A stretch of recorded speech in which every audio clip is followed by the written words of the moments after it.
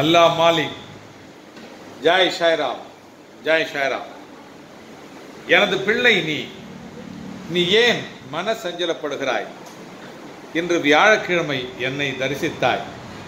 இதுபோல ஒவ்வொரு வியாழக்கிழமையும் என்னை வந்து தொடர்ச்சியாக தரிசித்துக் கொண்டே இருக்கிறாய். நானும் உன்னை எனது கவனத்தில் வைத்து உனது பாதையை செப்பனிட்டு உனக்கானது ராஜபாட்டை இல்லை என்று சொன்னாலும்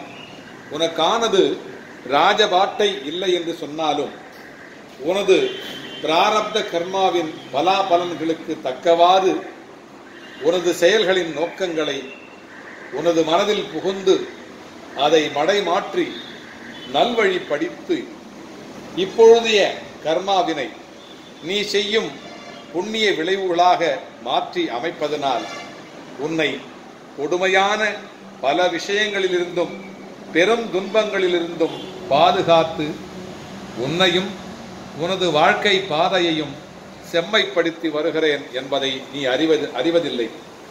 அந்த நிகழ்வின் போது உனக்கு ஒரு சில சங்கடங்கள், அவமானங்கள், துன்பங்கள் ஏற்பட்டு வருகின்றன என்பதை நான் அறிவேன். அதை நான் கண்டும் காணாமலும் உதாசீனப்படுத்தியும் வருவதாகவும், இத்தனை நாட்கள் உன்னை நம்பி வழிபட்டு என்ன பிரயோஜனம் என்றும், எனக்கு மரண வேதனையை தந்து கொண்டுதானே வருகிறாய் என்றும், நான் கேட்கின்ற வரத்தினை நீ கொடுக்காவிட்டால் உன்னை நான் வணங்குவதில் என்ன பயன் என்று உனது உள்ளத்தில் நீ கேட்கிறது எனக்கு தெரிகிறது. அது எனக்கு நன்றாகவே புரிகிறது. அது மட்டுமல்ல, உன்னை போல உள்ள நமது பக்தர்களிடத்திலும் கூட அதை சொல்லி சொல்லி எனக்கு பாபா என்ன செய்துவிட்டார், இனி நான் அவரை வணங்குவதே இல்லை, அவரை வணங்கப் போவதில்லை என்று சொல்லிக்கொண்டே அதே நேரத்தில் என்னை வணங்கிக் கொண்டே இருக்கிறாய் என்பதும் எனக்கு நன்றாக தெரியும்.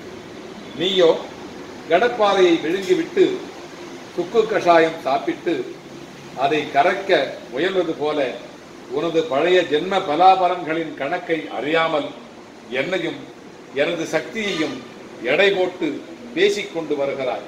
எப்பொழுது நீ என்னிடம் முழுவதாக சரணாகதி அடைந்தாயோ அப்பொழுதே நீ இவ்விதமான எண்ணங்களை கைவிட்டு உனது திறமை, உனது பதவி, உனது புகழ், உனது செல்வம், உனது சக்தி, உனது இளமை இவைகளின் மீது நம்பிக்கை வைக்காமல் என் மீது முழு நம்பிக்கை வைக்கிறாயோ அது பொழுது நான் உன்னை வெற்றியாளர்களின் வரிசையிலும் செல்வந்தர்களின் வரிசையிலும் வைப்பேன்.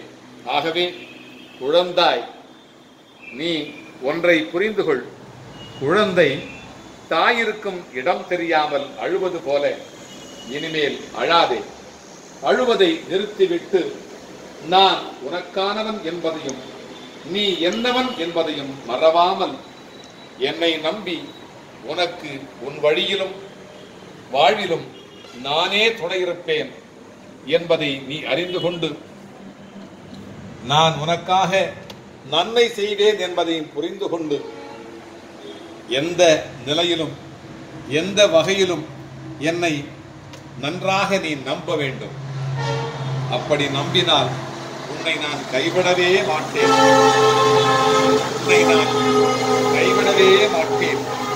என்றென்றைக்கும் உனது வாழ்விலும் உனது வழியிலும் துணை வந்து கொண்டே இருப்பேன். அல்லாஹ் மாலிக், அல்லாஹ் மாலிக். ஜெய் சாய்ராம், ஜெய் சாய்ராம், ஜெய் சாய்ராம்.